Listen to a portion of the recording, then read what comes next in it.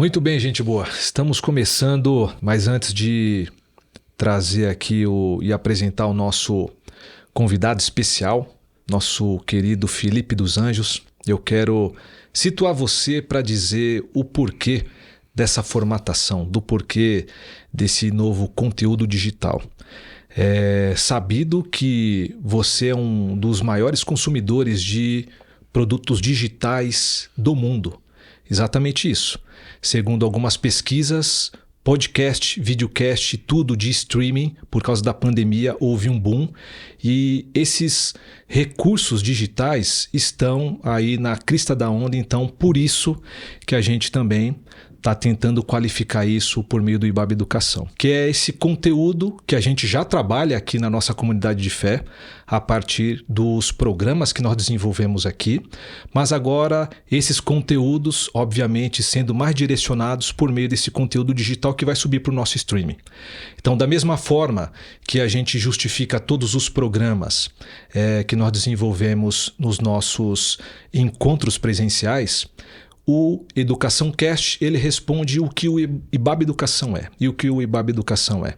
É um ministério, né, que tem o foco para o ensino e aprendizagem de adultos, então é andragógico, tem esse foco específico para homens e mulheres, tentando conjugar o conteúdo bíblico, teológico, mas por meio de uma transversalidade em diálogo com outras disciplinas, com outros saberes. Porque se a gente parte do pressuposto que o evangelho é integral, então nessa integralidade a gente precisa de outras perguntas e outras respostas que não necessariamente vêm, né, do texto sagrado, mas por causa da contemporaneidade a gente lança a mão desses recursos, dessa transversalidade por meio de inter e trans conteúdos. E aí a gente faz essa miscelânea, esse diálogo constante. Então o que você vai ter aqui, né, por meio desses conteúdos é exatamente isso. É tentar verificar essa conjugação entre o bíblico e o teológico, mas agora em especial com algumas playlists. E uma delas é essa que a gente vai lançar. A gente vai lançar aqui falando sobre essa nossa percepção comunitária. Você que está chegando hoje na IBAB deve perguntar, poxa vida, tem tantos pastores e pastoras, ministros e ministras, mas eu não conheço essas pessoas e bem como também os seus ministérios, porque a IBAB, sendo essa comunidade um tanto quanto grande, funciona de segunda a segunda, para você conseguir pegar todas as agendas é impossível. Então essa é uma forma, por meio do Educação Cast, tentar trazer um pouco dessa fatia comunitária e mostrar para você qual é a nossa lente, a nossa percepção, o nosso ethos, né? Então, sem mais delongas, esse é um pequeno resumo para você identificar o porquê nós estamos aqui nessa configuração, que por sinal, muito obrigado Douglas, muito obrigado tio, vulgo Rogério Seta, né? Porque ninguém conhece o Rogério, a gente conhece é o tio. Exato, exatamente. Né? E aqui nos bastidores também o Diegão, que está fazendo esse trabalho para a gente, junto com o Luke da Umbrella. Então fica aqui os nossos agradecimentos. E eu tenho aqui meu parceiro de bancada, que é o Edu Fetterman, nosso querido Edu, para os íntimos. Daqui a pouco ele vai se apresentar também, vai falar um pouquinho do seu ministério. Depois a gente tem que trocar, hein, Edu? Você vai sair do host para ser um entrevistado quando a gente for falar de juventudes. Né? E o nosso primeiro, eu gostaria de trazer para vocês uma pessoa muito especial, né? E é bem significativa essa configuração aqui, porque se o Edu está aqui hoje, e aí você vai conhecendo um pouco essa fatia da comunidade, se o Eduardo está conosco como pastor da comunidade, foi por causa da indicação exatamente do Felipe.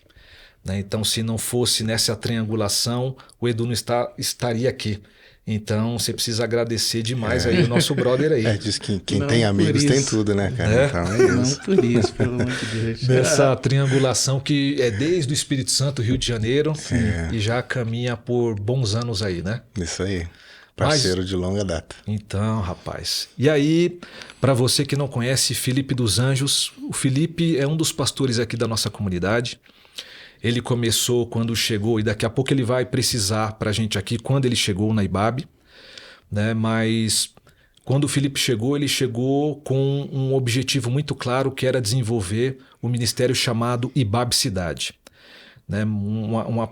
uma proposta muito interessante de diálogo com a cidade, de intervenções significativas e proféticas na cidade, né? E aí depois o Felipe também assumiu o IBAB Adulto, que é o ministério também etário que nós temos aqui, que ele vai poder falar mais um pouquinho. Mas para além da função do Felipe aqui na nossa comunidade, o Felipe, ou para os íntimos, Duza, é um cara muito especial.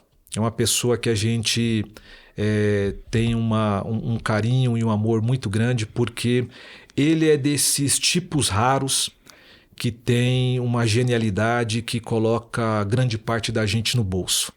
Eu sei que ele não gosta quando a gente puxa muito essa sardinha aí para a brasa dele, mas ele é um profeta com a genialidade que você que acompanha ele nas mídias sociais, sobretudo nas pregações, sabe do que eu estou falando.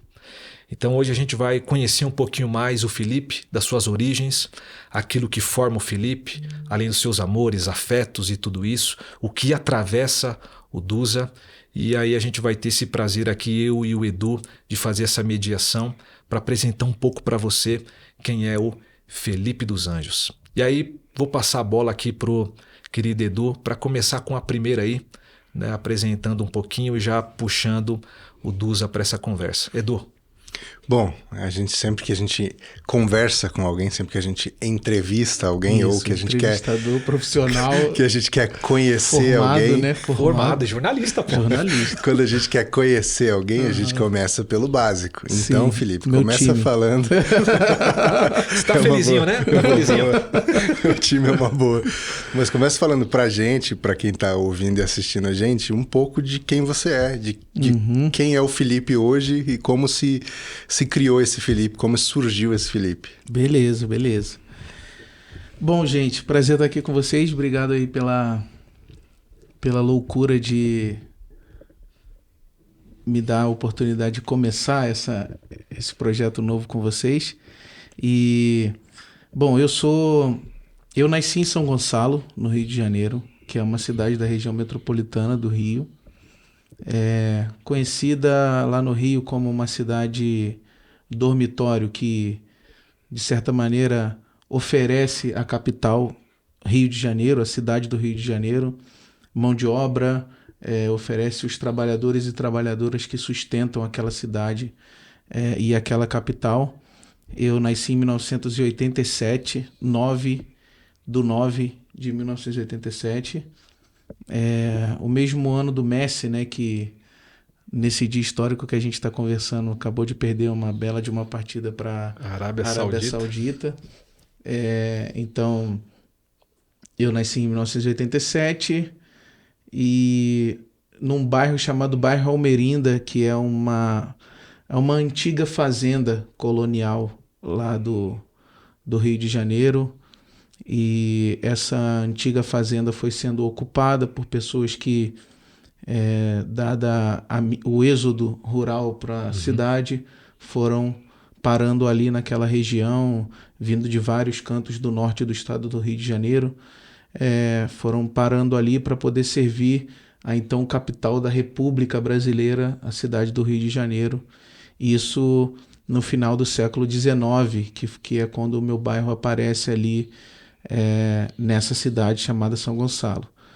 E então é uma região muito marcada por esses históricos, tanto do êxodo rural quanto da própria modernização da capital, que vai transformando essa cidade numa cidade periférica, né, muito empobrecida, e também desses fluxos antigos da escravidão, da colonização, que vão se assentando ali naquele território. A minha família, parte dela portuguesa, de judeus portugueses. Família do meu avô é uma família que migra de Portugal, tataravô, trisavô, bisavô, migram para o chamado Portugal Pequeno, que é uma região ali em Niterói, que é também próximo do Rio de Janeiro.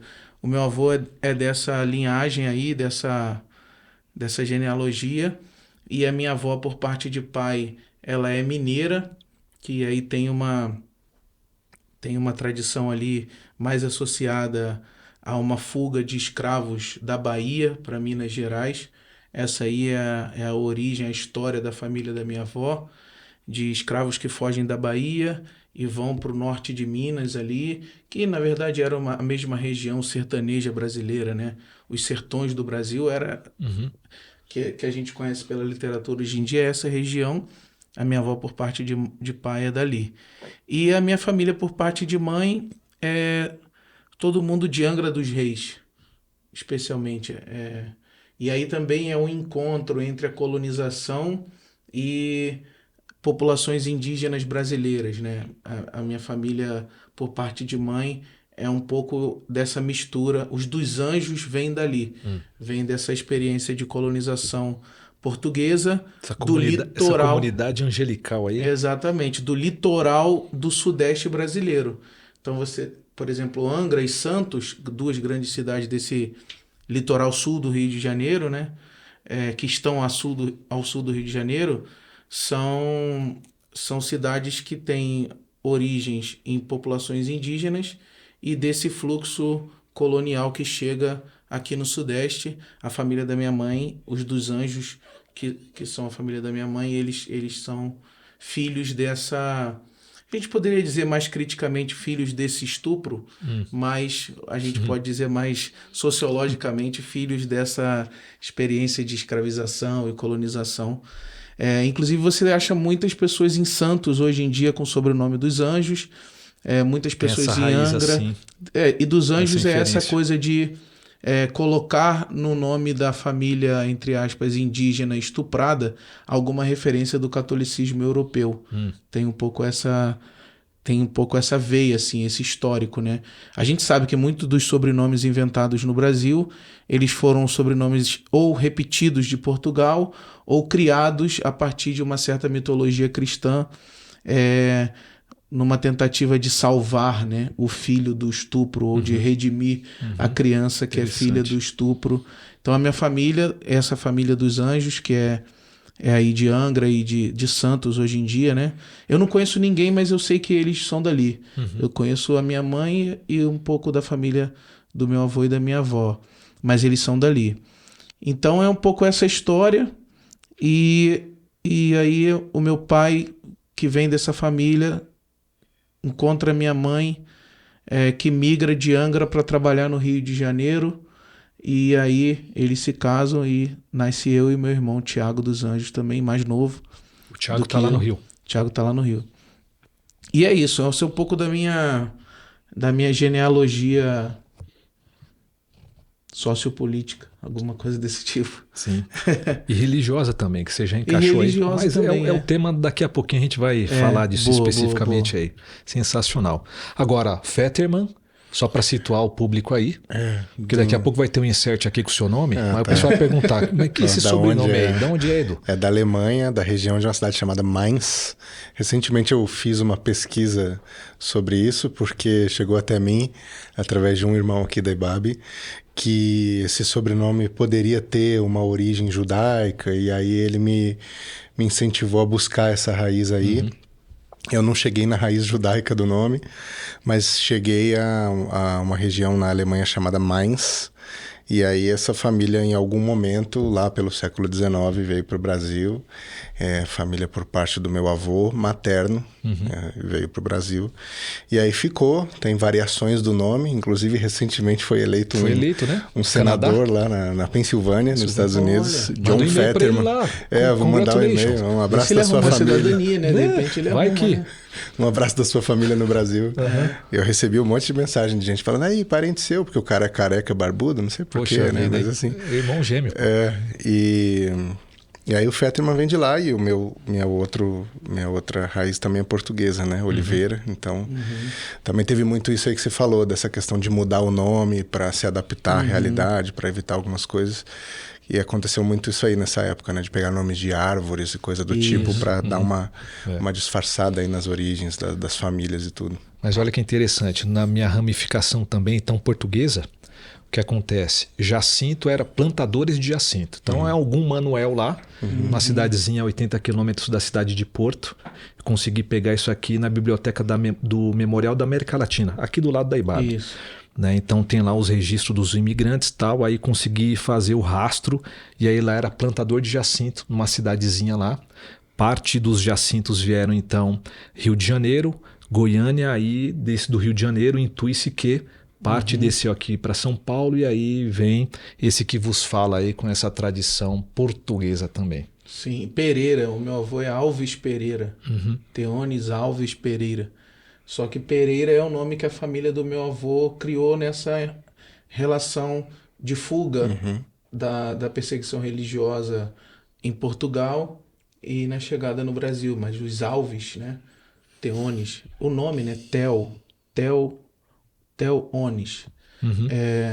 É isso, né? Totalmente, uma família totalmente católica, a família do meu avô. Mas católicos judeus, né? Então eles não são judeus de religião, são judeus de etnia, e foram perseguidos enquanto judeus em Portugal. Sim. E aí funda Portugal Pequeno, que é uma região ali em Niterói, no Rio de Janeiro. Ah, tem Portugal Pequeno. Chamado Portugal Pequeno, fundado por judeus fugindo de perseguição. Perseguição na Europa, em Portugal. Show. Especialmente. Quando você estiver naquela cadeira, Edu, a gente conta um pouquinho da sua visita lá na Grécia, porque você nasceu na Grécia, né? Isso, é. Então daqui a pouco a gente vai falar dessa origem divina que você tem aí, mitológica, né? Mitológica. Mas muito bem. É monstro. Ô Duza, mas olha que interessante, você mencionar um pouco da sua origem, eu agradeço por demais, eu e o Edu, né? Isso me leva a um texto que eu pedi para você escrever aqui, nesse texto em homenagem ao René Padilha, né, que foi uma homenagem que a gente quis fazer para esse teólogo latino, e juntamos amigos, né, para falar um pouco dos nossos afetos por essa pessoa que impactou, né, em alguma medida a nossa trajetória teológica. E no seu texto em específico, algo que eu faço um gancho aqui com a pergunta do Edu das suas origens, é que ali na introdução você destaca, né, dois momentos, duas configurações, né, e a primeira configuração, antes da conversão, vamos colocar dessa forma, você estava sendo formatado, né, para ser um tipo de pessoa, sobretudo um religioso pastor batista, e aí em algum momento da sua história houve uma metanoia, que você então teve essa conversão, e aí você, obviamente que a sua base não está toda em René Padilha. René Padilha é um dos elementos que compõem quem é você, mas ali você conta um pouco também dessa trama da sua família, cita sua avó e tal.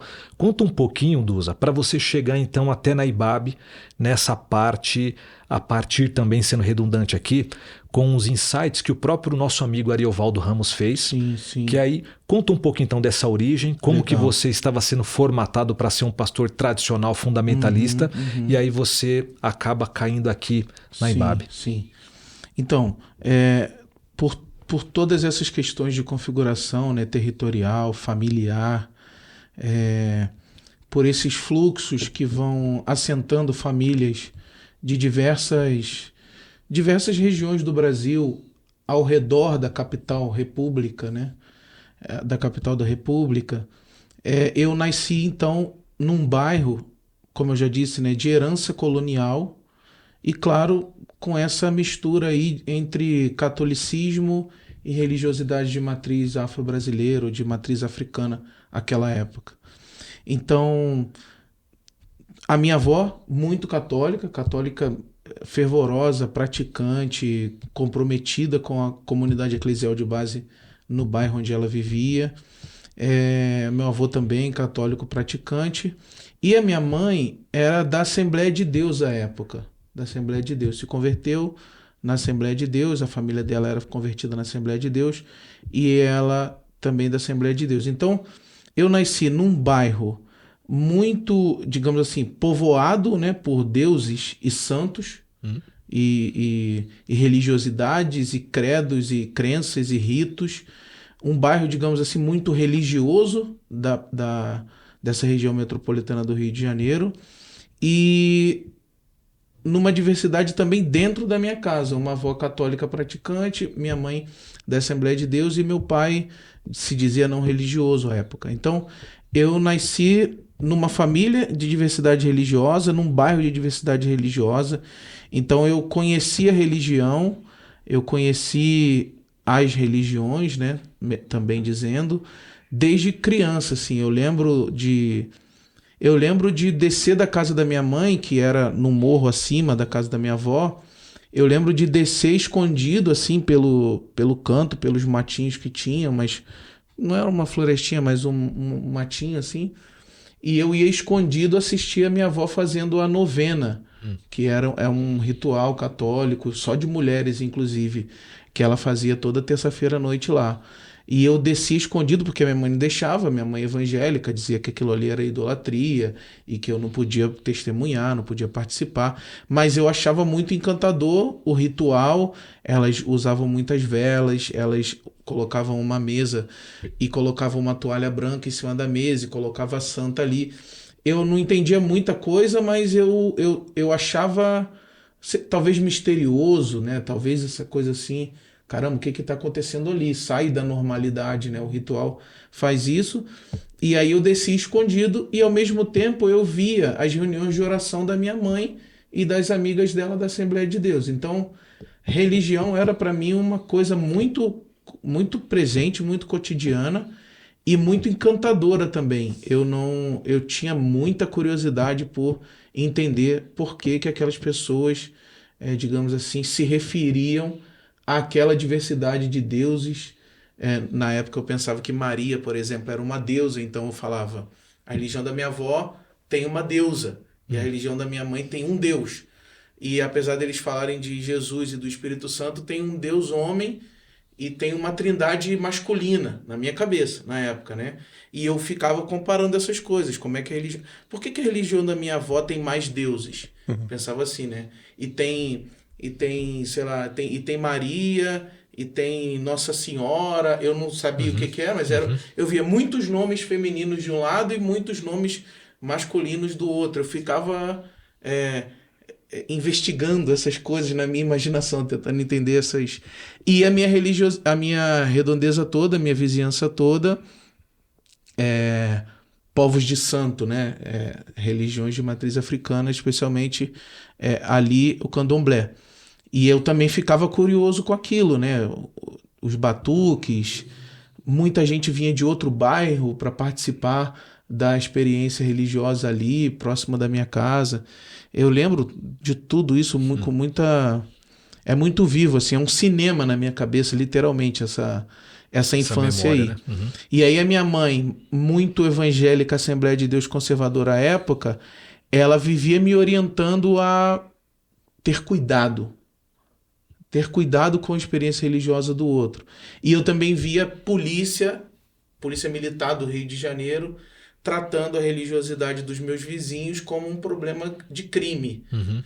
Então eu via os caras sendo perseguidos por causa da crença deles. Isso também me deixava meio confuso, assim, como é que... A minha pergunta era, como é que a Igreja Batista e a Igreja Católica conseguem fazer culto público no bairro, na praça, na rua, fecha uma rua, faz quermesse, entendeu? Como é que essas religiões vivem assim, tão livremente, e os meus vizinhos, os filhos deles e tal, eram os meus amigos com quem eu jogava bola, ia pra escola e tal.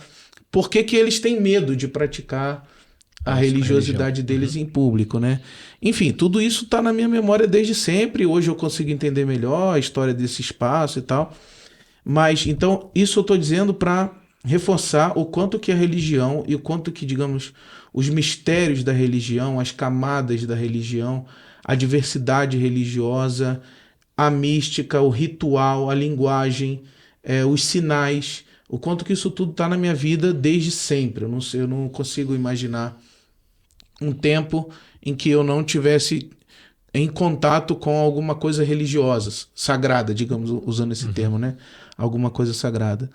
E aí, eu também tinha vizinhos evangélicos, né? Especialmente o Matheus Rebelo, que o Edu também conhece, que hoje é pastor na região litorânea, no Rio de Janeiro. Um pouco mais conservador que a gente, mas eu amo muito. Talvez ele seja o conservador que eu mais respeito e amo no Brasil inteiro. E tem uma nota aqui que eu preciso fazer, na verdade, um retratamento, que é o seguinte. Eu disse aqui pastor batista fundamentalista. Nem Isso. todo pastor batista é fundamentalista. Boa. Então aqui meu pedido de desculpas isso. aí. Eu estava sendo formado assim, mas é verdade, tem razão. Não, eu fiz a referência que você vou mandou chegar aqui, nela, exatamente. mas nem todo pastor batista é fundamentalista. Perfeito. Esse amigo nosso, ele tem a minha idade, meses mais novo que eu. Eu nasci em setembro, ele nasceu em fevereiro. Então a gente cresceu junto ali. A minha mãe trabalhou com a mãe dele na mesma empresa. Elas trabalhavam numa fábrica que fazia lapidação de anel, cordão. Imagina, uma fábrica gigantesca no porto do Rio de Janeiro, onde elas trabalhavam. Vocês já podem imaginar o que isso significa, né? Enfim, uma fábrica de lapidação no porto da cidade que é capital da República, como é que pode isso, né? Enfim, elas trabalhavam ali, trabalhavam juntas, engravidaram na mesma época, então a gente cresceu junto, eu e o Mateus. Só que minha mãe na Assembleia de Deus e a família do Mateus inteira da Igreja Batista, da primeira Igreja Batista de Alcântara, que é um bairro vizinho. E aí chegou... E o Mateus sempre me convidava para ir para a Igreja Batista porque tinha futebol, tinha muito na jovem. Assembleia não. Na Assembleia não, é pecado até, inclusive. Mas então na Igreja Batista da tia Fátima, né, que era a mãe do Mateus, era legal, pô. Tinha futebol, tinha um monte de coisa, um monte de esporte, acampamento, essa coisa. Que eram os embaixadores do rei. Isso. Que eram os embaixadores do rei. E aí, graças à insistência do Mateus, viu, Mateus? Obrigado, ou não sei. Você pode estar pensando assim, pô, levei dos Anjos para a Igreja Batista, agora ele virou esse trem aí. Não sei se eu tenho que te pedir desculpa, se eu tenho que te agradecer. Vamos avaliar isso depois. Do meu ponto de vista, eu tenho que te agradecer. Agora, do seu, eu não sei.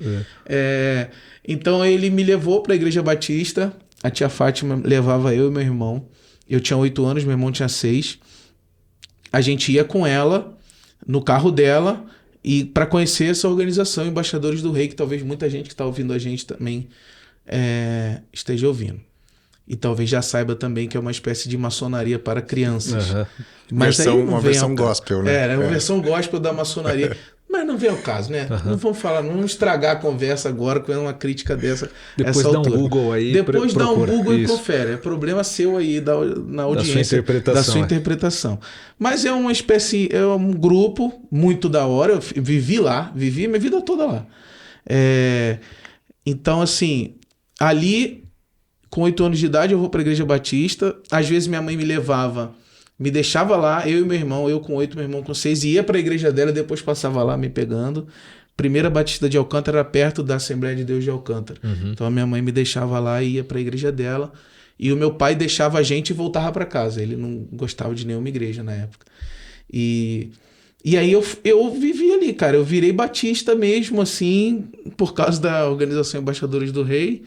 Ali eu me converti, ali eu cresci, eu era completamente apaixonado por aquela igreja, eu vivia ali dentro, eu fazia tudo ali. Tudo. Tipo, eu conhecia cada cantinho daquela igreja, cada chave que abria cada porta. Tem bastante importância, então, a Batista de Alcântara. Exatamente. Reunião de oração, coro de adolescentes, tudo que você possa imaginar. Mas especialmente os Embaixadores do Rei, né? Que foi onde eu me converti, foi onde em 2002... eu tive uma experiência que a gente chama hoje, né, experiência de vocação e chamado, que é ter uma consciência de que por ter muita paixão pela igreja, por aquele cotidiano, pela relevância daquela experiência na vida das pessoas, que eu queria viver para fazer aquilo ali acontecer. Integralmente para isso. Então, isso dentro da organização Embaixadores do Rei era chamado do despertamento da vocação e do chamado pastoral. E eu fiz esse compromisso à época e tal. A organização Embaixadores do Rei tem uma ênfase muito grande em missões, né? Essa coisa missionária. Formação missionária do jovem de 9 a 16 anos. Evangelístico missionário. É essa pegada. Então, a ênfase é muito essa. Sou forasteiro aqui, em terra estranha estou, do reino lá dos céus, embaixador eu sou. Eis a mensagem que me deu, aquele que por nós morreu, reconciliai-vos já, é a ordem que ele dá, reconciliai-vos já com Deus. Era uma musiquinha. Que é isso aqui, é uma organização missionária para meninos de 9 a 16 anos. E tem a versão feminina, que são as Mensageiras do Rei. É Exatamente. mesmo? Tem? Isso. E era muito forte na igreja onde eu cresci. Era muito forte. E era apaixonante. Era incrível, assim, uma experiência incrível. E eu hoje a gente diz isso, né? Eu era rato de igreja. Eu vivia, minha mãe, ela brigava comigo para eu ficar em casa. Porque o que eu gostava mesmo era de ir para Ficar lá. lá na igreja. E Mas as aí, atividades. como você foi e encabeçou? Você era uma espécie de líder do exatamente. embaixadores na comunidade local? Era assim, os embaixadores do rei, cara, era tipo assim, é uma iniciação, cara, ao ministério religioso batista, cara. Eles têm embaixador-chefe, eles têm departamento de música, Isso. eles têm departamento de missões, tudo pra criancinha de 9. Você não participou não, Edu? Não, eu me converti mais velho, mas eu acompanhei depois na já igreja dele já tinha. como liderança da igreja, eu acompanhei o ministério lá. Então tinha assim, então tinha um cargo chamado embaixador-chefe, que é a pessoa que preside a reunião, faz a devocional e depois fica ali mediando. Vai ter viagem missionária, quem vai? Vamos montar um coral, vamos entregar folheto antes do culto das 6. Aí, cara, com 13 anos de idade, eu virei esse trem aí, de embaixador-chefe. Tipo assim, mano, Você mandava no o que negócio eu tô lá. fazendo aqui? Mas era isso, eu era embaixador-chefe. Aí mediava a reunião. Isso você perguntou sobre o lema? Tinha o lema. No início de toda a reunião, além da devocional, você tinha que falar a declaração dos embaixadores do rei, o compromisso, a missão. E era decoradinho mesmo, livrinho. Aí tinha os manuais que você tinha que aprender e tal. Cara, uma formação de liderança, assim, de dar inveja em qualquer partido político no Brasil, assim. Bagulho fino. Sim. E eu tava lá. E ali, esse negócio de ter que preparar devocional, de aí escutar as pessoas, aconselhamento, organizar o grupo que vai fazer a entrega lá dos folhetos, essa parada aí Gerenciava tudo ali. virou a minha vida. Até que, aí por causa da liderança nos embaixadores, eu me envolvi com a liderança de adolescente, aí depois e tudo o Matheus, esse amigo meu que eu tô falando, até Contigo eu ali. terminar o seminário, a gente fez essa mesma história juntos, praticamente. Parceiro irmãos. ali. Aham. Exatamente. Eu era mais amigo dele do que amigo do meu irmão mesmo. Entendeu? Inclusive, a gente tinha muito mais coisa em comum do que eu tinha com meu irmão mesmo, de sangue. Então, a gente viveu tudo isso junto, fomos nos despertando para as mesmas coisas juntos, fomos para o seminário juntos e tal. Batista do Sul. Aí, veja só, eu fui líder de adolescente e no final da adolescência criaram como é que a gente pode chamar isso? Um grupo de discipulado que tinha um livro chamado Conhecendo Deus e Fazendo a Sua Vontade, que tinha um grupo o livro, a leitura do livro, e tinha uma cantata também do livro. Um bagulho lindo, maravilhoso. Isso daí para Páscoa, Natal, Não, era um musical Conhecendo Deus e Fazendo a Sua Vontade. Pode ser em qualquer época. qualquer período. E a PIB do Alcântara, irmão, fazia tudo de música que você possa imaginar. Fazia lindo, o negócio era... Era coisa maravilhosa. Aí, eu acho que das igrejas que eu conheci na minha vida era, popularmente falando, a igreja mais engajada. Se o líder não fizesse, se o pastor não quisesse, acontecia. Dane-se. Todo mundo amava aquele negócio ali. Era fazia orgânico, acontecer. todo mundo fazia. Orgânico. Então, tinha muitos corais, tinha muitos musicais nessas datas comemorativas e tinha um Conhecendo Deus e Fazendo Sua Vontade. Que era um grupo de discipulado que funcionava terça-feira à noite e um grupo e uma formação de coral para cantar o musical do livro. E esse grupo era assim, suponhamos que nós 3 fazemos parte do grupo, uma terça você dá a lição, outra terça o Edu, outra terça eu.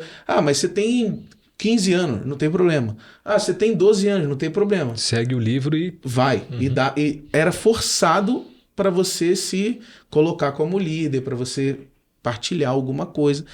E eu lembro que ali era a pescaria das do lideranças, comissionamento. exatamente, ali e tal. da vocação, da missão.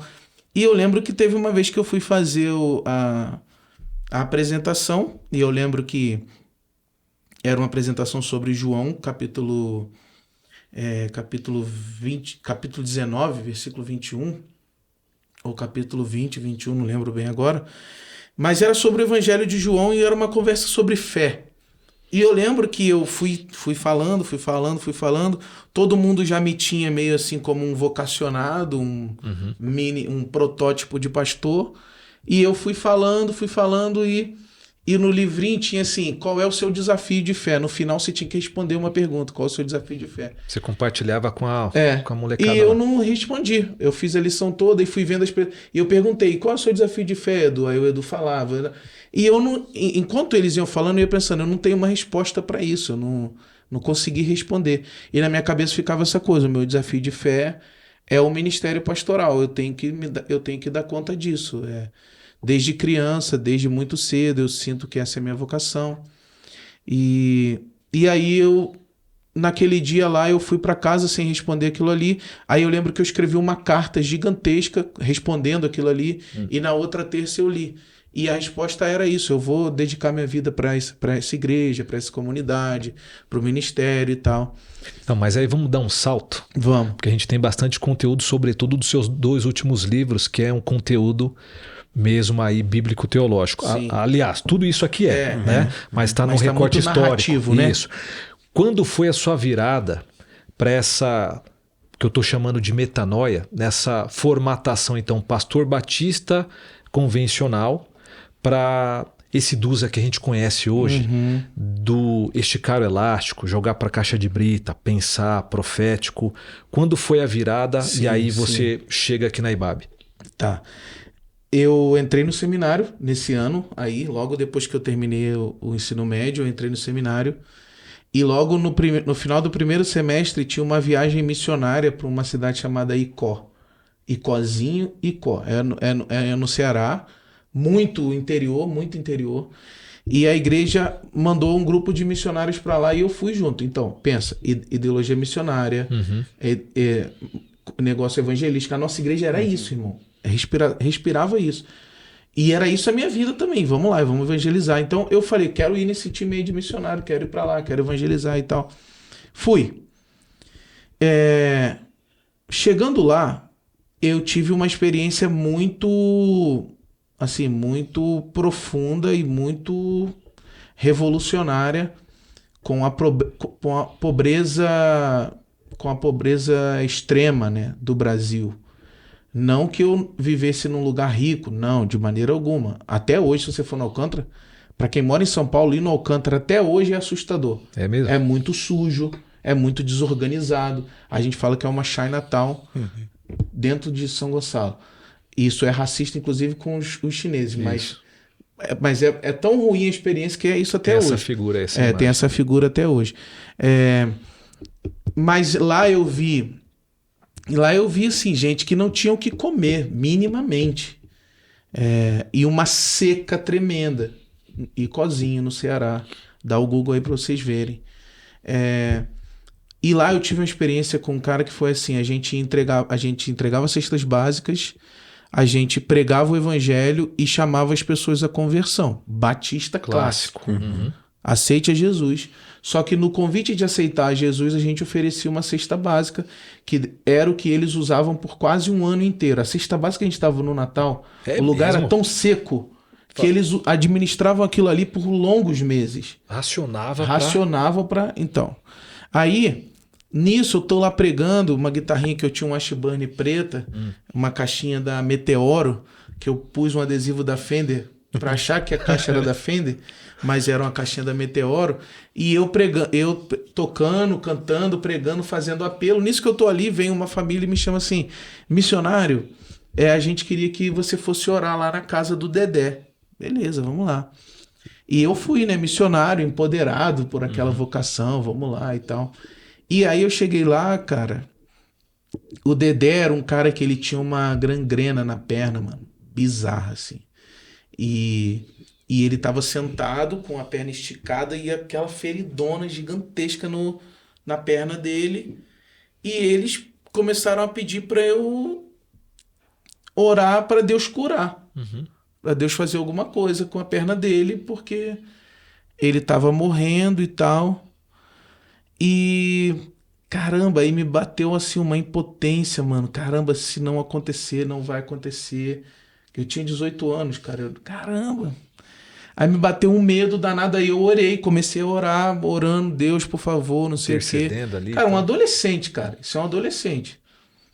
Inclusive, nota de rodapé. Há que se investigar como é que a energia do adolescente é consumida em certos movimentos religiosos muito específicos, associados a avivamento religioso, associado a movimento de missões, porque tem uma energia do tempo de vida do adolescente que é apropriado nesse momento, por essas instituições religiosas. E eu tava ali desesperado, cara, eu orando, Deus, por favor. Cara, e aí, cara, me deu um estalo assim de que não aconteceu nada, claro, não aconteceu nada, e eu orei com toda a minha fé, com todo o meu amor, com toda a minha paixão, e eu saí da casa meio constrangido assim, aí me deu um estalo de perguntar por que que ele estava ali naquela condição, por que que ninguém levou ele no médico. Me deu na telha de perguntar assim, eu posso fazer mais alguma coisa, mas deixa eu entender o que que vocês já tentaram fazer. Aí nessa, cara, de perguntar para a família por que que aquele cara estava daquele jeito, eu descobri que aquela família mantinha o Dedé numa vida numa situação de vida e morte, porque eles recebiam uma bolsa do governo de R$190 por mês. E a morte do Dedé era determinante para aquela bolsa. E com aquela bolsa eles alimentavam uma galera. Não somente a casa dele, a casa deles, mas aí isso me rachou por dentro. Eu falei, não, peraí, mas se ele for curado, o pessoal morre. Morre. E se ele morrer, vocês também perdem a bolsa. Vocês estão mantendo um cara em situação de vida e morte, no limite. Não, tô falando, uma gangrena gigante, cara. A perna dele era muito inchada, muito inchada. Então, aí isso me deu um bug, assim, total. E isso acabou com a minha vida, porque, olha só, eu era o evangelista mais produtivo, eu contava quantas almas eram salvas. O relatório ali. Relatório. E os pastores e o pessoal da comunidade como é que eu vou dizer? Eles me empoderavam nessa posição e tal. E depois você entregava resultado. Eu entregava resultado. E depois disso eu virei um fracasso nesse aspecto. Porque na minha cabeça sempre vinha assim, enquanto eu estava pregando e chamando as pessoas para serem salvas, vinha essa imagem, esse dia, esse encontro, essa pessoa. Ela te perseguiu, essa imagem. Essa cena. E tipo assim, aí eu ficava, essa pregação que eu tenho, ela não faz relação com esse sofrimento. E aí, quando eu voltei dessa viagem, perturbado, assim, com a cabeça virada, eu fui procurar quem na teologia, eu estava no primeiro semestre de seminário, quem na teologia, quem no discurso missionário, estava falando alguma coisa sobre isso. E eu lembro que eu achei um convite do Lutando pela Igreja, do Ari. Primeiro que eu achei uma mensagem do Ari. Tá. A pregação era o perdão que sustenta o universo. De repente a galera acha até hoje aí no YouTube, o perdão que sustenta o universo. E eu fiquei em choque, porque são mensagens que, digamos assim, tinham uma perspectiva missionária bem elaborada, mas tinha uma interação social, o sofrimento, a fome e tal. E aí eu vi que esse cara que pregou essa mensagem ia estar numa igreja em Volta Redonda, no Rio de Janeiro, num seminário chamado Lutando pela Igreja. Eu despenquei lá de São Gonçalo e fui atrás dele. E aí, cara, eu voltei desse seminário... Tá falando aí 2010, né? Não, a gente tá falando de 2006. 2006. Tá. A gente tá falando de 2006. Porque depois que virou Missão na Íntegra, né? Depois que virou Missão na Íntegra, exatamente. E eu voltei de lá virado. Eu voltei de lá dizendo assim, eu encontrei a resposta para esse problema que eu vi lá no Ceará e que vocês pediram para eu fazer de conta que eu não estava vendo, que não era minha responsabilidade enquanto missionário, que meu papel era salvar a alma das pessoas e tal. Eu falei, e aí, Roberto e Edu, dali pra frente, cara, mano, foi uma ladeira abaixo, digamos assim, né? Porque eu não conseguia mais me adequar à formação religiosa que eu estava recebendo, eu não conseguia mais me adequar à formação teológica que eu estava recebendo, e em paralelo escutando o Ari, escutando o Ed, escutando a Ibabe, escutando aí depois o Missão na Íntegra. Então eu fiz a minha formação inteira no seminário e nesse tempo de seminário na igreja, recebendo aqui uma formação teológica e pastoral associada a René Padilha e a Missão Integral, digamos assim. Uma formação não canônica. Não canônica. E tinha um pastor de jovens lá na igreja que foi o primeiro cara que me deu Eu não vou falar o nome dele hoje que eu vou prejudicar ele, Sim, onde ele tá. é verdade. Nesse Mas tempo que se chama nesse hoje, tempo, é complicado. Mas naquela época, ele foi o cara que me deu o ensaio sobre o reino e a igreja, mano, do René Padilha, que é brutal, da FTL. Sim, Primeira edição. exatamente. Hoje é da Ultimato, aquele livrinho branco e amarelo. Mas era da FTL. Cara, aquilo ali foi, cara. Mas ao mesmo tempo que aquilo foi um petardo, assim, uma bomba dentro de mim, não tinha lugar no meu mundo para falar sobre aquilo, mano. Para conjugar aquilo, né? Não tinha, mano. Pares que pudessem Não estar no tinha, mesmo... zero. Meus amigos, no máximo, assim, eu tentava fazer congresso na igreja para conversar sobre isso. Por isso que você despencava por conversas pastorais. Por isso que eu vinha para cá, no Conversas Pastorais. Ou então por isso que eu ia atrás do Ari pregando lá pela Baixada, no Rio de Janeiro. Eu lembro que eu fui uma vez ver o Ari pregando em Mesquita, mano. É longe demais, Roberto. Sair de São Gonçalo para ir pra Mesquita, na frente do estádio do Bangu. Cara, é tipo assim, é papo de 4 horas, mano. E o Ari foi pregar em Cosmorama. Igreja Batista Cosmorama. Mais tarde, eu participei do processo de sucessão da Igreja Cosmorama. Foi loucura, que eu saí de São Gonçalo, eu conheci Cosmorama assim, ó. Saí de São Gonçalo, fui lá em Cosmorama ver o Ari pregando lutando pela igreja, organizado pelo Vladimir Oliveira. Tava tocando lá o Cezinha Beliene. Toda essa galera acompanha a gente. O Vlad era o pastor lá em Cosmorama. Era o pastor em Cosmorama. Eu fui boy lá, muito boy. Lá ver o Ari. E aí, eu chegava no meu mundo, mano, repercussão nenhuma daquilo ali. E então, assim, acelerando, né, foi isso, cara, foi essa experiência missionária, né, de sofrimento, de doença, de dor, e o impasse entre a minha pregação evangelística, missionária, mais individualista, escapista, entendeu? E responsável para com o sofrimento social, histórico, político, de pessoas reais. Aí, depois, eu comecei a ver como era experiências como aquela do Dedé estavam do lado da minha casa. Era, às vezes, da minha família ou da família de um amigo meu. Aí depois eu descobri que tinha gente lá na igreja que eu era membro, que dizimista fiel, que almoçava tomate, sal e papelão. Fazia uma sopa com tomate, sal e papelão. Membro da igreja onde eu fazia parte. Que era dizimista fiel, mas não tinha dinheiro para comprar o almoço. E tipo assim, alguém que veio a ser depois da minha família por parte da Jéssica, né? Porque a Jéssica, essa pessoa, era um tio da Jéssica. Na época a gente não namorava ainda. Mas ele era um participante ativo da igreja. E ele catava comida no lixo, cara. Para sobreviver, entendeu? E tinha um sofrimento, problema de saúde. Porque para ele, evangelho é um lugar para onde você vai pós-morte. Deus vai salvar ele, exatamente. O discurso batista clássico. E a implicação humana, social... E a igreja também não se engajava com isso, mano. Isso não era uma questão, entendeu? De fé. E quando se engajava era muito nesse lance de vou te dar uma cesta básica aqui, mas é para você ouvir minha pregação. Isso, mas é proselitismo, né? Sim, mas é a mentalidade missionária clássica, é essa, né? Perfeitamente. O Felipe falou dessa jornada missionária dele e muitas jornadas missionárias de juventude, de adolescência e tal, orbitam ao redor dessa ideia. A gente vai lá, faz uma ação social meio que aqui para o pessoal atender alguma necessidade, mas é para eles nos ouvirem. Isso, né? você ganha o direito de que eles te ouçam. Isso. Se você fizer alguma caridade, mas tinha um outro termo, né? Se você fizer alguma assistência mesmo, isso, uma assistência.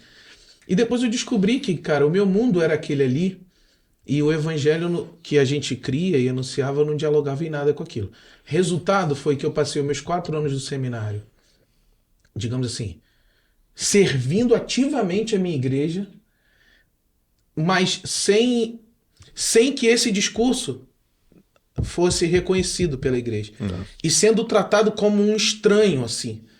Ao mesmo tempo que a minha igreja era amável comigo, a igreja, comunidade, era amável comigo, que eles viviam insistindo de que eu tinha que me adaptar àquele modelo ali, porque eu era o protótipo perfeito do pastor Batista e tal. Ao mesmo tempo que o meu pastor insistia em tentar me conformar àquele modelo ali, institucionalmente tinha um mal-estar, porque eu não conseguia assinar aquele discurso e me comprometer com aquele discurso, sem me perguntar. Cara, Roberas, na frente da igreja onde eu fazia parte, ainda hoje talvez exista, era uma espécie de um ponto final, um terminal de ônibus para os bairros mais pobres, mano, da minha cidade, cara. Então, mano, ali você via de tudo. Era um sofrimento bizarro, as pessoas em muita necessidade. E eu sempre me questionando o que a gente pode fazer socialmente por elas e tal. Aí eles tentaram me colocar numa clínica social de psicologia, porque, não, Dos Anjos tem uma preocupação com isso. Aí eu era o recepcionista lá da clínica que a igreja abriu. Aí depois eles, não, então, Dos Anjos, já que você quer fazer alguma coisa, monta algum projeto aí. Aí eu montei um pré-vestibular social. Caraca, não Mas lembrava tudo disso. isso com tensões, cara. Com tensões. Tipo assim, 50 conto pra fazer um curso pré-vestibular tá chamando muita gente estranha pra dentro da igreja. Então tem que ter cuidado com isso daí. E eles não estão se convertendo para serem Exatamente. fiéis. Por que a gente está investindo nesse ministério aí? Então, assim, é claro que o pastor de jovens da época, ele tinha um pouco mais de sensibilidade. Ele já tinha lido outras coisas, mais sagaz. Mas não foi... Tipo assim, não deu match, né? Não, usando a expressão contemporânea. Então acabou o seminário, eu atendi o convite de uma outra igreja, e aí fiquei 1 ano e 9 meses lá, pastor de jovens, a mesma coisa tentando as mesmas pegadas, né? As mesmas conversas e tal. Aí depois desse 1 ano e 9 meses, eu recebo um convite para plantar uma igreja. A primeira igreja Vestido do Rio do Ouro me convida e diz: Dos Anjos, a gente quer plantar uma igreja assim, assim, assim, na região tal, e a gente sabe que você tem projetos com essa pegada, vamos trabalhar junto. Aí eles me chamaram, eu fui, que foi o que se tornou a Redenção, que é a igreja da qual eu fazia parte. E foi aí que você conheceu o Dusa. Isso, na época da Redenção. Que foi a igreja que eu fazia parte antes de vir para Ibabe. Que começamos, eu, a Jéssica, o meu irmão e a namorada dele, e mais alguns amigos que foram junto com a gente. E foi onde eu fiquei de 2011, dezembro de 2011, até dezembro de 2016. Exatamente quando eu... Que em janeiro você assumiu aqui. Em janeiro eu vim aqui, exatamente. Que foi onde eu fiquei até esse tempo. E foi onde eu experimentei tudo isso que eu tentava experimentar. Inclusive, Redenção tem a ver com isso, né? Porque Redenção foi um apelido que a gente ganhou enquanto igreja. Era Igreja Batista de Maria Paula. Mas eu fiz uma série lá intitulada Redenção e falava sobre essas coisas todas. Então as pessoas diziam assim, quando elas iam para o culto, elas diziam: a gente vai lá escutar sobre a redenção, sobre a redenção. Ah, vamos na redenção, vamos na redenção. Virou Redenção por apelido. Na época o Facebook estava começando com essa coisa de hashtag. A gente usava muito a hashtag Redenção, Redenção, Redenção.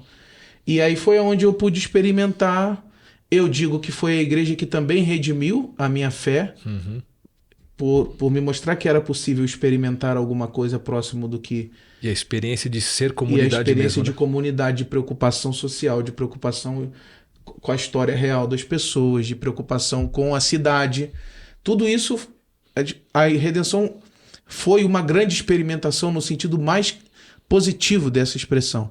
Nós corremos o risco de tentar colocar em prática tudo que a gente acreditava, entendeu? Mesmo que a gente não tivesse as condições necessárias para isso. E não tínhamos, porque era uma igreja, digamos assim, uma igreja de maioria jovem, uma igreja sem grana, sem estrutura.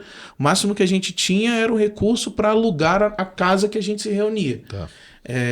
Mas foi uma experiência, eu diria assim, autêntica. Uma experiência viva. Uma experiência viva, autêntica, forte, assim, nesse sentido, de colocar em prática, né, de experimentar concretamente aquilo que a gente acreditava. E esse referencial, né, a missão integral, era uma força muito grande no nosso imaginário, no nosso coração. Então, tudo que eu fazia ali tinha essa orientação.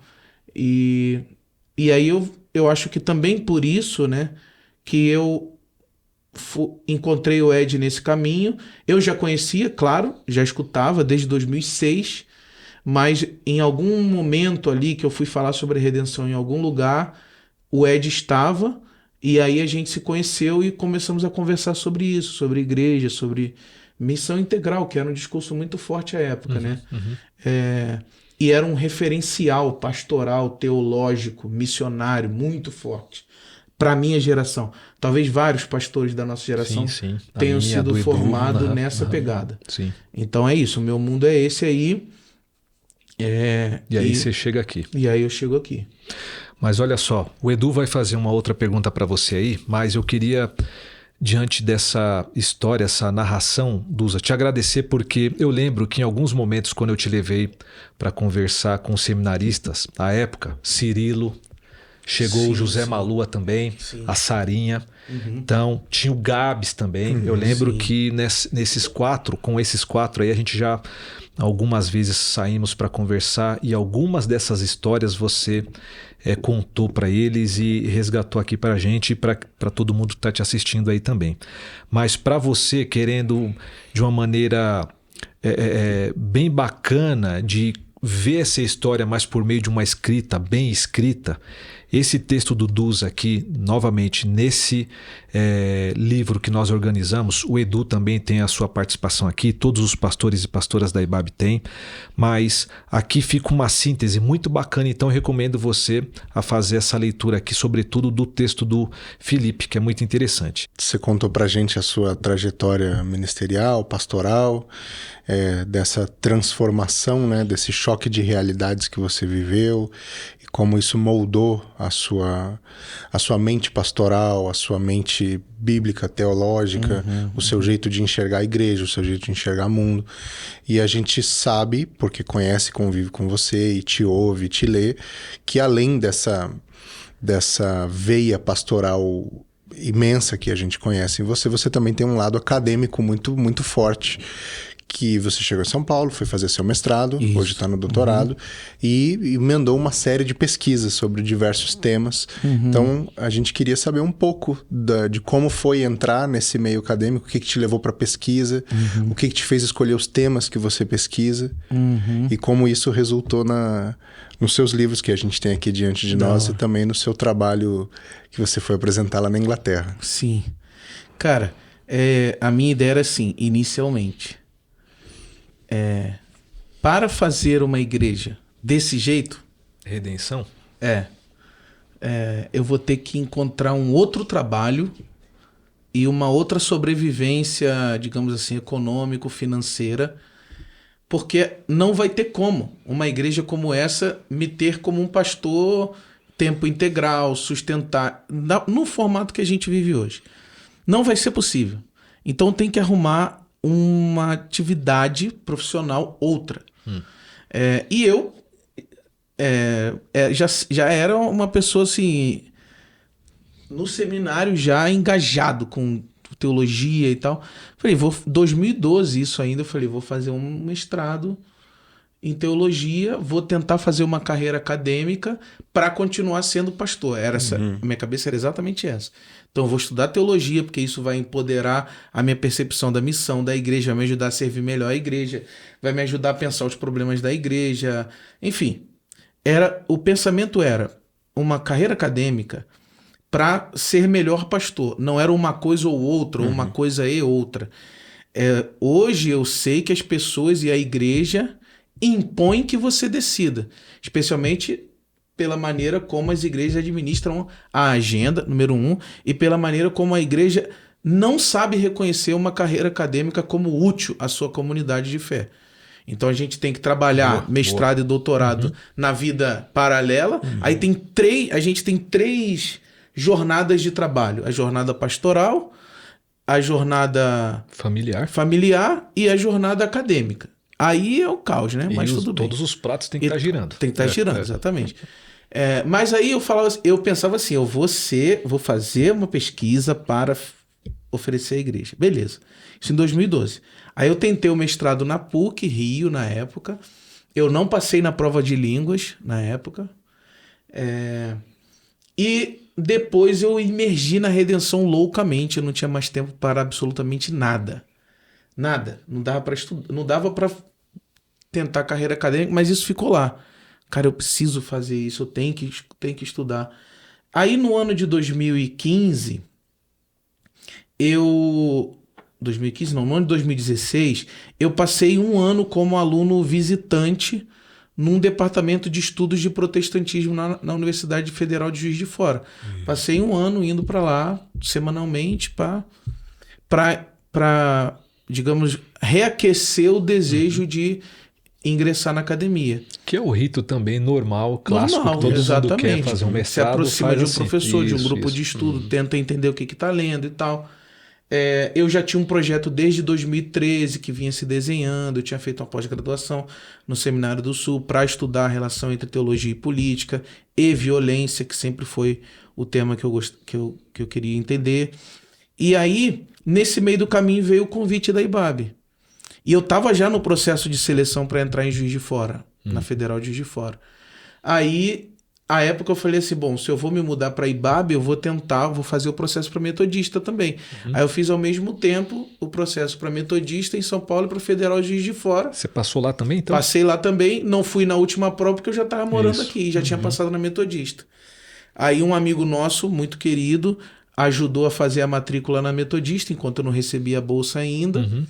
E aí depois eu segui a pesquisa na metodista. Então os meus primeiros anos aqui foi adaptação na IBAB, adaptação à cidade, nascimento da Lara e a dissertação de mestrado.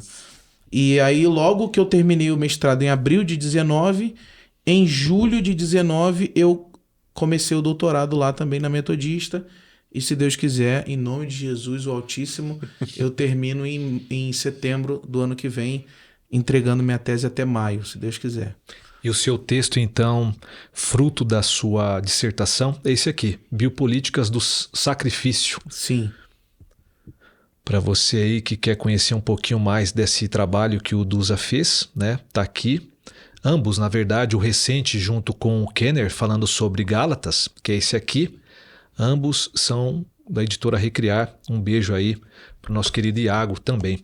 Mas, Dusa, já pegando um gancho aqui com a fala do Edu, né? Te colocando nesse ambiente, né? Dá para verificar por meio das suas pregações, das suas devocionais, de tudo que você faz, porque você respira isso, e isso é muito bonito.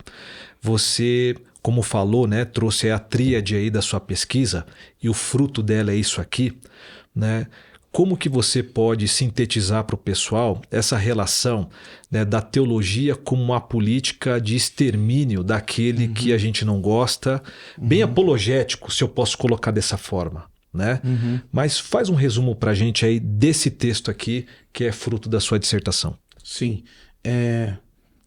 Tudo começou, o problema que eu tento trabalhar aí, ele começou em 2013, nas manifestações de 2013.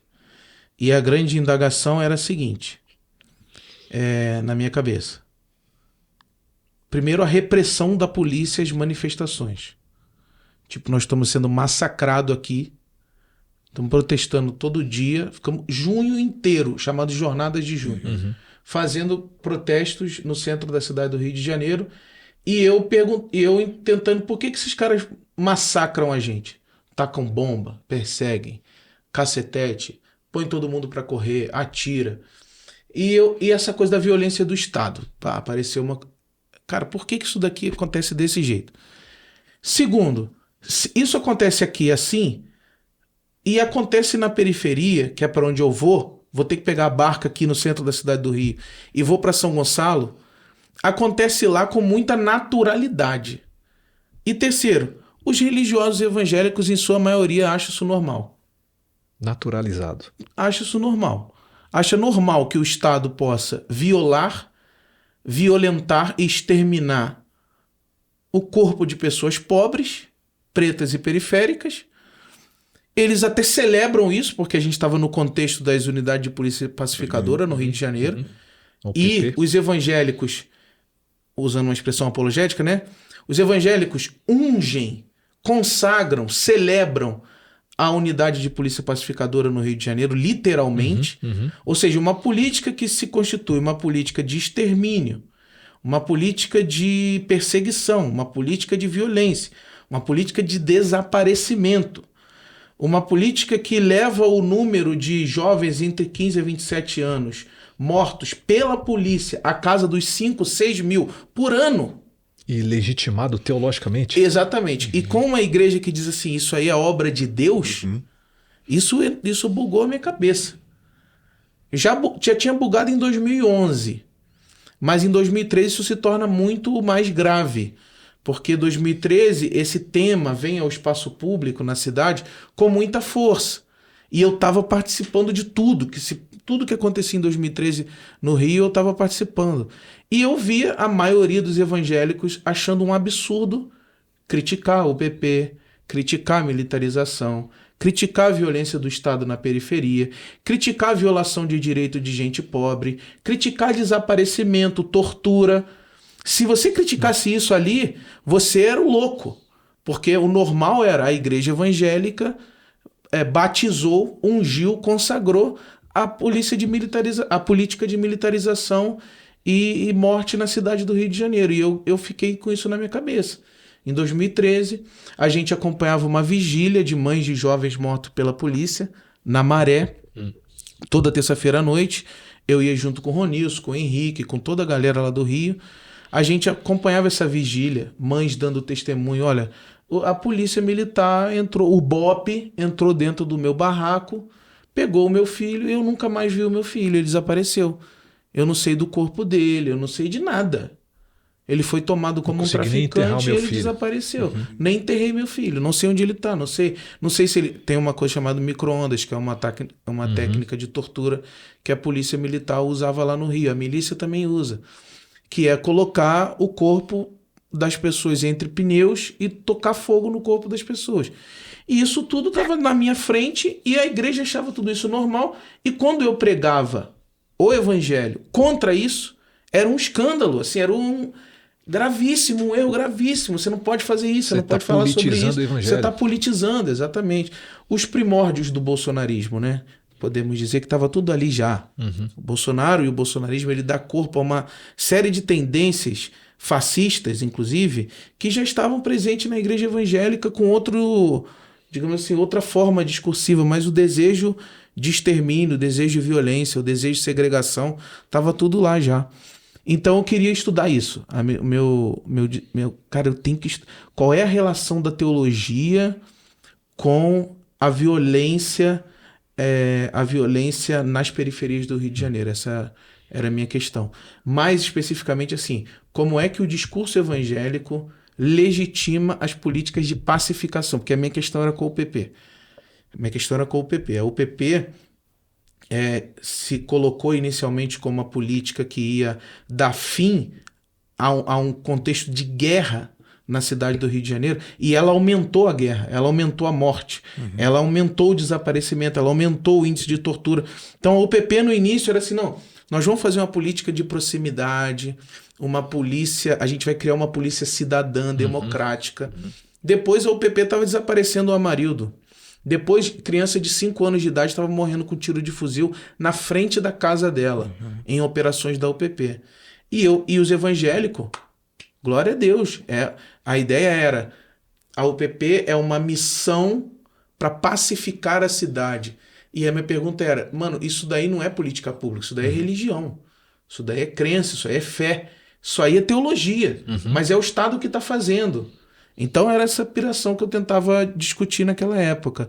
E aí eu apresentava os projetos em departamento de religião e teologia, e eles diziam assim, não, isso daqui não é teologia não, isso aqui é antropologia, isso aqui é sociologia. É ciência social. É ciências sociais. Ou então eu ia nas ciências sociais e os caras diziam, não, tem teor muito teológico, isso aqui é muito religioso. teológico, muito religioso e tal.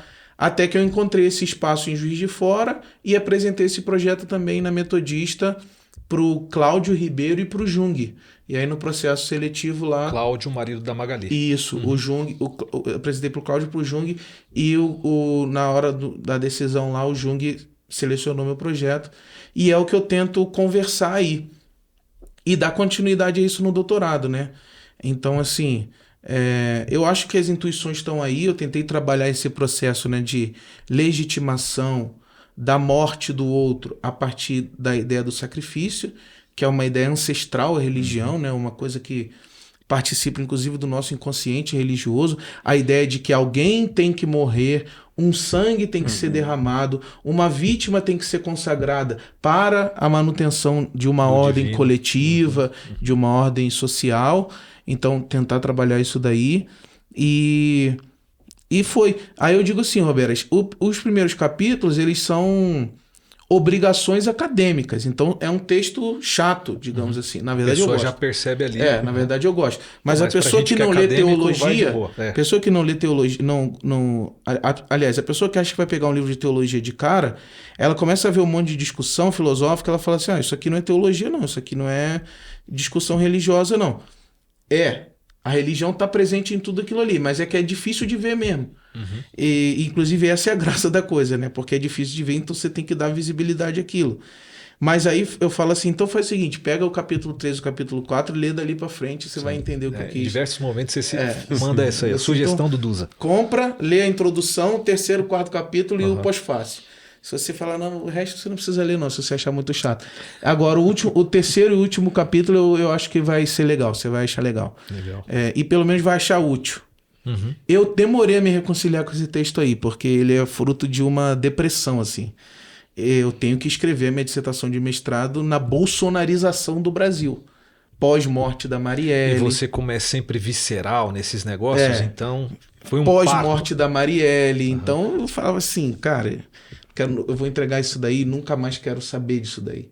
Mas aí aos pouquinhos eu fui gostando, até que um professor que eu respeito e admiro muito comprou, leu, postou no Instagram dele e falou, pô, texto legal. Lembro. Aí depois um outro amigo usou o texto na psicologia na USP. Eu falei, pô, os caras acharam alguma coisa útil? Eu não tô crendo nisso, mas a galera tá crendo. Então deve ter. E ultimamente eu soube que tá lá na ementa da pós-graduação em Ciência da Religião da PUC. Que interessante. Para uma matéria em religião e sofrimento. Sofrimento social. Aí aos pouquinhos eu vou fazendo as pazes com ele. Talvez um dia eu reescreva para a pessoa parar de falar assim, ai, que livro chato, eu tentei mas ler. Mas você tira a obrigação acadêmica e só deixa o filé mignon. Eu deixo só o que eu quero, Talvez um dia eu reescreva. Vamos ver se o Iago vai me apoiar nessa empreitada. Iago, fica a dica aí. Mas Edu, o que você tem a perguntar mais aí pro Duza?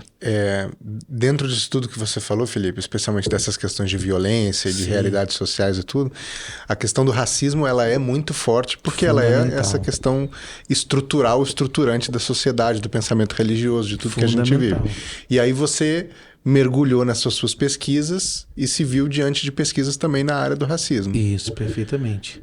Como que foi isso? Só um parênteses aqui, e eu preciso fazer esse controle também, né, do nosso tempo aqui, mas essa pergunta ela vai, e aí com a sua resposta a gente vai pro final, mas um parêntese dentro disso, ou como se fosse um prefácio, nosso agradecimento também pela sua mediação junto ao Fórum de Consciência Negra aqui no IBAB Adulto e também no IBAB Cidade.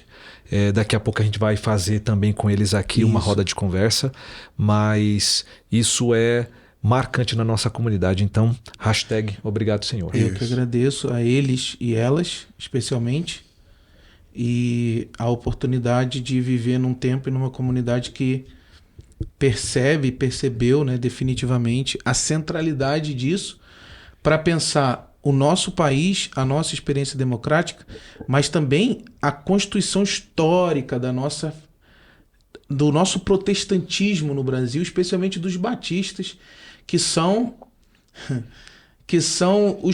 os protagonistas assim, mais originais da problemática racial e religiosa no Brasil. Os batistas são os brancos que vêm para o Brasil continuar o modelo de segregação racial que eles experimentavam nos Estados Unidos. E nós aqui, batistas em São Paulo, provavelmente os nossos ancestrais, os caras que pregaram nos nossos púlpitos domingo de manhã, eles saíram do culto dominical para escravizar alguém, para perseguir alguém. Ou eles trouxeram para o culto dominical e deixaram do lado de fora da igreja algum escravo, tratando esse escravo como se ele fosse um objeto semelhante a uma mala, semelhante a um carro dele. A um carro. Isso aconteceu aqui em São Paulo com os batistas fundadores da nossa denominação aqui em São Paulo. Então, assim, não é só estruturante para a democracia, para a política brasileira. Mas na religião é estruturante para a nossa fé. Os nossos pais religiosos, eles foram escravocratas. Isso não tem como contornar. E em alguns lugares os batistas já fizeram e isso não é história da nossa cabeça, isso é história. Exatamente. É comprovado. Exatamente. Em alguns lugares os batistas já assumiram e já se já fizeram reparações, né, processos de arrependimento social a esse respeito. Não é o caso dos batistas brasileiros ainda. E não é o caso de muitas igrejas grandes batistas no Brasil.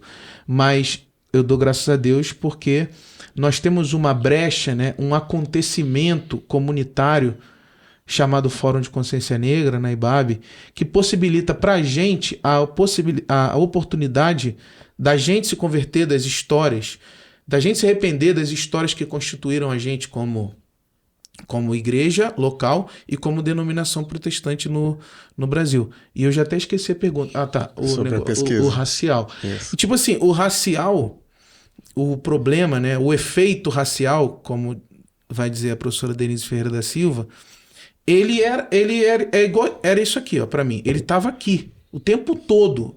É real.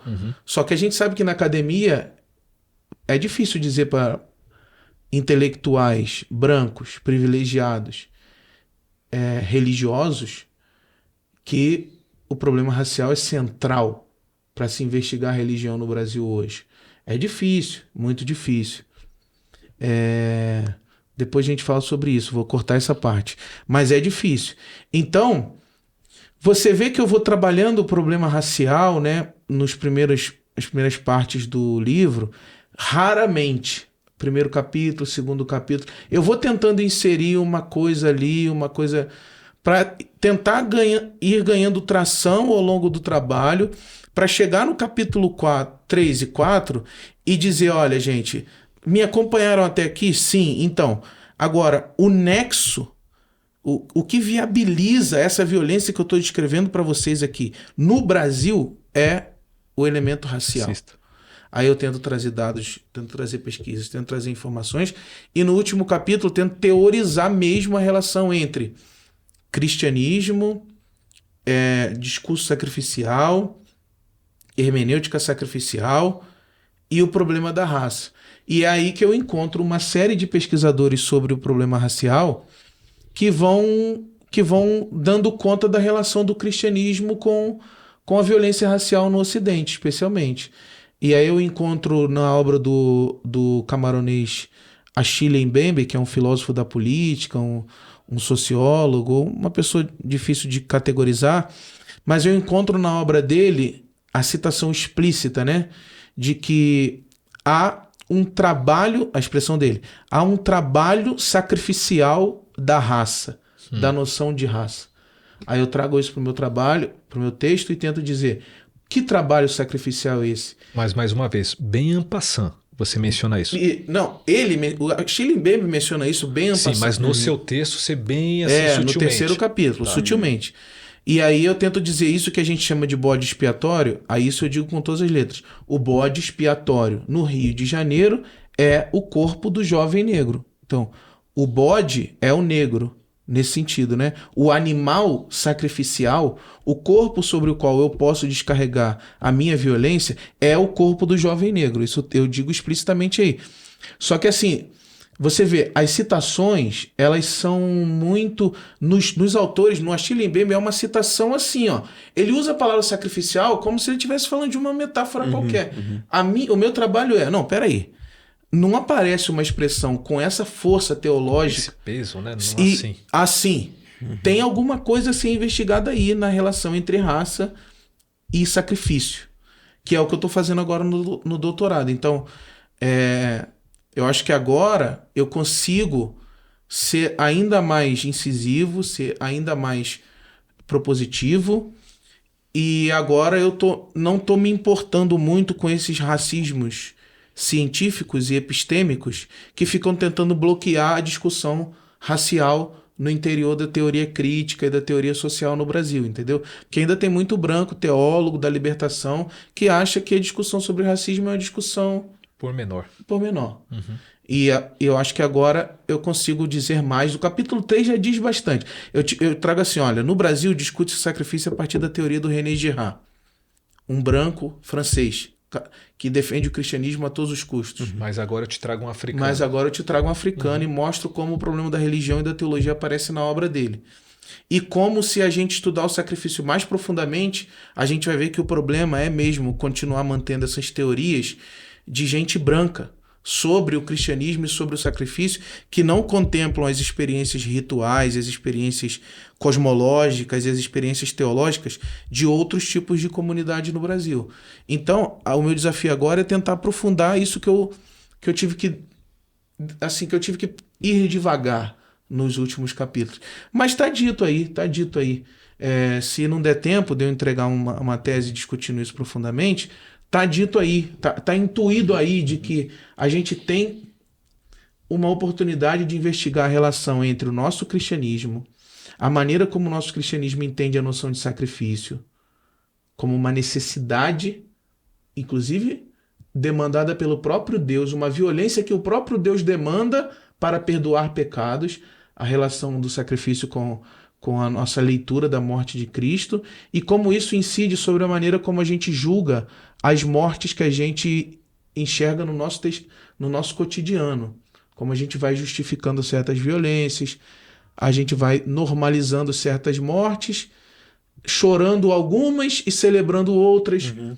Na minha intuição ainda, talvez um dia isso vire tese, na minha intuição, o que vai legitimando tudo isso é essa racionalidade sacrificial que nós religiosos mantemos, digamos assim, no nosso inconsciente coletivo e pessoal.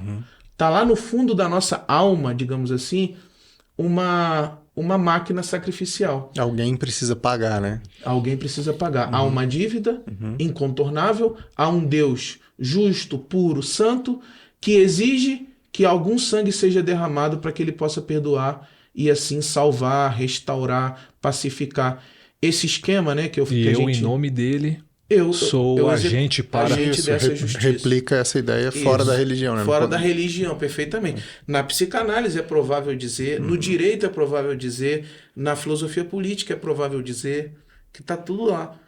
Não só na teologia, a gente não está falando de escrever um texto sobre a hermenêutica do sacrifício de Jesus, não. A gente está falando a teoria do direito, a teoria da pena. O Edu conhece um jurista, Edu? Um juiz de direito, importantíssimo aqui da nossa comunidade, que estuda direito penal e criminologia. Vai investigar a criminologia brasileira a fundo para você ver como você não encontra ali esse elemento sacrificial. Vai investigar a psicanálise. Enfim, então... E racial também, né? E racial também. Coladinho com o Gugu, como diria, né? Tá ali, ó. Tá ali. As coisas estão dialogando muito, muito próximo, o racial e o sacrificial. E eu vou tentar trabalhar essa questão na tese agora, se Deus quiser, se eu estiver vivo até lá. Show. E Duza, eu queria ter mais um tempinho para falar de como foi sua experiência lá na Inglaterra, exatamente com um paper falando, né, dessa questão e problemática racial. Janeiro deve sair. Ah, é? Vai sair publicação internacional. Sim. Tá. Aí a gente vai lançar uma tradução aqui. Tá, traduz aqui, publica aqui. O problema dos batistas brasileiros e o racismo estrutural no Brasil. Sensacional. Essa é a relação. Você querendo saber mais, é só seguir o Duza, já vai aparecer aqui embaixo aí as mídias dele para você ficar atento para essa publicação futura. Mas Duza, para a gente encerrar aqui, como que tá o Vasco? Cara, graças a Deus subiu, né, gente? Graças a Deus. Muito obrigado pelas orações, todos e todas vocês que oraram junto comigo naquele dia ali que eu fiz um clamor diante da comunidade de fé. Então estamos na primeira divisão e eu espero que o capitalismo norte-americano contrate jogadores decentes para fazer um plantel bom. Exatamente, para fazer um bom plantel para o Clube de Regatas Vasco da Gama. Um time sacrificial. Cruzado, né? Um time cruzado. Essas contradições do brasileiro, né? Um time do colonizador. Já tem a cruz ali no escudo. Que tem a cruz ali, que vem com o ideário, né? De que o outro não existe, não é ser, não é alma, não é gente. E aí eu vou lá e evangelizo ele. Aí esse clube chega aqui e é o primeiro clube da história do futebol brasileiro a incluir negros no seu plantel. Contradição, né? É uma loucura. Eita. O Brasil é uma loucura. Aí tem a história do pó de arroz também, que é outra história. Do Fluminense. Exatamente. Que forçava os jogadores negros a fazer o white face, né? Exato. Fazer o white face. Sem saber que era o white face. Mas... Devaneios futebolísticos. Exatamente. Que tá tudo ali nessa integralidade de quem nós somos. Futebol e religião. Futebol é religião. Essas coisas aí. Um dia a gente podia falar sobre segundo alguns, isso não se discute, né? Mas a gente no Brasil criaram isso. Não se discute futebol nem religião. Nem Discute política. Nem política. Exatamente. Mas Discute vai fazer o quê, igreja? então? Meu Deus. Não vai ser nada. Mas enfim, foi uma roda de conversa com amigos e dentro dessa playlist que a gente vai segmentar daqui para frente, vamos trazer outros pastores e pastoras, ministros e ministras da nossa comunidade. O Edu, que está aqui como entrevistador, daqui a pouco ele vai mudar de posição e a gente vai saber um pouquinho mais do Edu também. Mas a gente quer agradecer a você, Duza, carinhosamente, o nosso Duza, né, pela sua história, por quem você é. Né? Esse camarada tão querido e precioso para a gente na nossa comunidade, que atua como pastor de 2 importantes ministérios, IBAB Adulto e IBAB Cidade.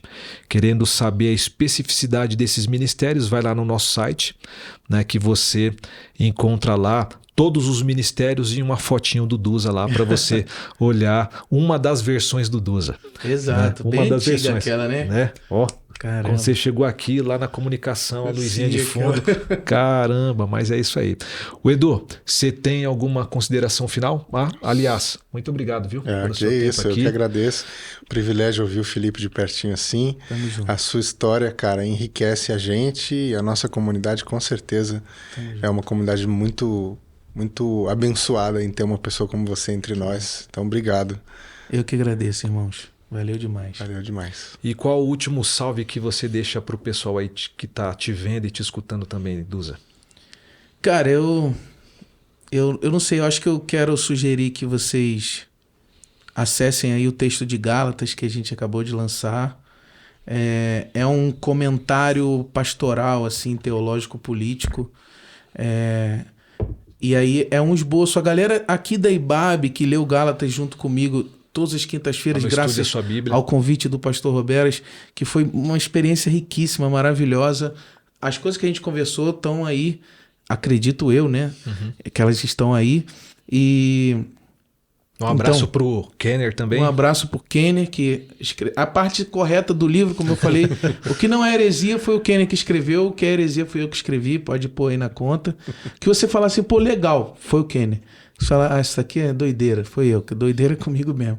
Então é isso, e quero agradecer a vocês também por esse tempo, acolhimento, e é isso, gente, tem muita coisa para construir, para pensar, e graças a Deus a gente pode ter essa conversa ainda dentro do nosso espaço ministerial, Sim. do nosso espaço comunitário, né?